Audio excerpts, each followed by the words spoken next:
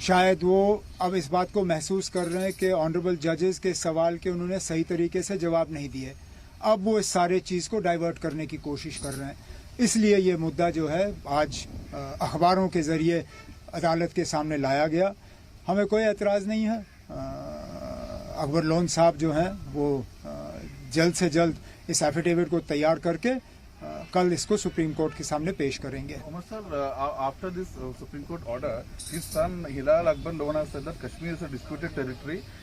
I'm not answerable. I'm sorry, listen.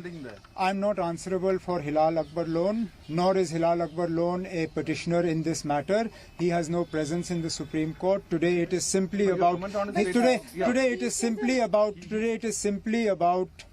what the Honorable Supreme Court has said, and the affidavit, I have told you, the affidavit will be filed. Beyond that, I have nothing to say about individual views.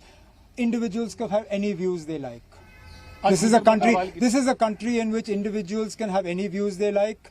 As far as I am concerned, they are neither my views nor the views of the National Conference Party. गुजर बकरवाल का भी जिक्र आज किया गया है कि गुजर बकरवाल सरकार के फेवर में है, इस तरह की एक पिटीशन। आप कैसे तय कर सकते हो सुप्रीम कोर्ट के अंदर कि कौन हुकूमत के फेवर में है या नहीं है?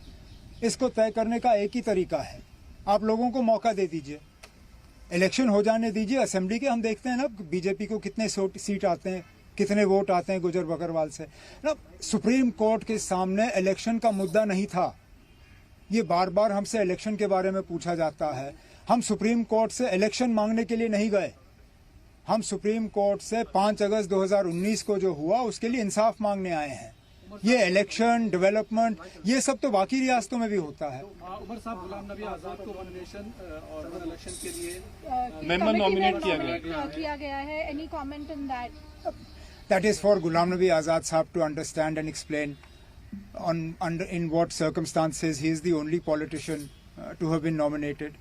अब कैसे हुआ, क्यों हुआ, किस लिए हुआ, ये तो आजाद साहब ही कह सकते हैं। वन नेशन वन इलेक्शन पर एनसी का क्या रोल रहेगा? क्या आप लोग सपोर्ट करेंगे वन नेशन वन इलेक्शन होना चाहिए? क्योंकि जम्मू कश्मीर में हमेशा इलेक्शन को लेकर के आप लोग कहते हैं, अगर one nation one election bill आ जाता है तो जम्मू बिल आने दीजिए, उस पर फिर बहस होगी ना। अभी तो फिलहाल कमेटी भी बनी नहीं है, कमेटी बनने दीजिए, उनको अपना काम करने दीजिए। देखिए, अगर वन इलेक्शन वन नेशन का मकसद ये है कि रीजनल पार्टीज को खत्म किया जाए, इनको जो है मिटा दिया जाए, तो फिर आप कैसे कह सकते हो ना कि नेशनल कॉन्फ्रेंस या कोई भी रीजनल पार्टी इसके सपोर्ट में होगी?